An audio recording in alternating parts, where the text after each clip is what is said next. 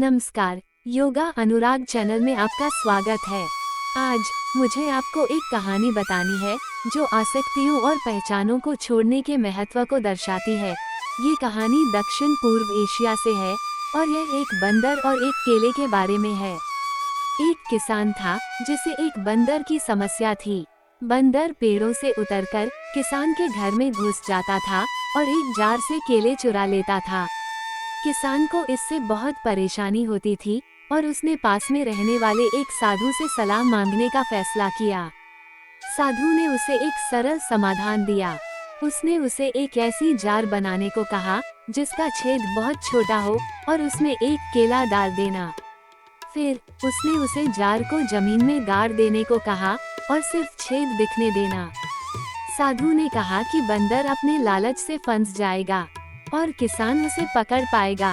किसान ने साधु के निर्देशों का पालन किया और बंदर के आने का इंतजार किया। जैसा कि उम्मीद थी, बंदर पेड़ से उतरा, केले की खुशबू महसूस की और जार में अपना हाथ डाल दिया।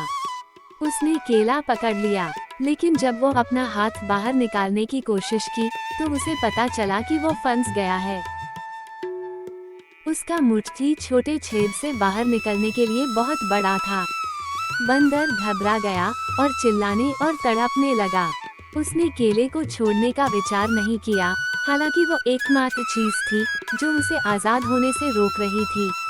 किसान ने शोर सुना और देखने के लिए आया। उसने बंदर को जार में अपना हाथ अंदर रखते हुए केला पकड़े देखा। उसने बंदर के पास चलकर उस पर एक जाल फेंक दिया। बंदर पकड़ा गया और किसान खुश हुआ। उसने साधु को उसके चतुर विचार के लिए धन्यवाद दिया और बंदर को ले गया। कहानी का नैतिक है कि कभी कभी हम बंदर की तरह होते हैं। हम उन चीजों को पकड़े रहते हैं जिन्हें हम मूल्यवान समझते हैं, लेकिन वे वास्तव में हमें दर्द और दुख पहुंचा रही हैं। हम अपनी संपत्ति, अपने विचार, अपने विश्वास, अपनी पहचान और अपनी भावनाओं से आसक्त होते हैं। हम उन्हें छोड़ने से डरते हैं क्योंकि हम सोचते हैं कि वे हमें परिभाषित करते हैं और अगर हम ऐसा करेंगे तो हम कुछ खो देंगे। लेकिन वास्तव में वे हमें सिर्फ सीमित कर रहे हैं और हमें आज़ाद होने से रोक रहे हैं।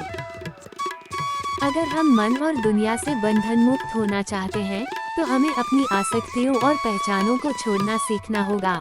आशा है कि आपको यह वीडियो पसंद आया होगा। लाइक और कमेंट जरूर करके बताएं और योगा अनुराग चैनल सब्सक्राइब करना ना भूलें। हमारे योग और ध्यान सत्र में शामिल होने के लिए आप हमें फ़ोन या व्हाट्सएप पर संपर्क कर सकते हैं। धन्यवाद।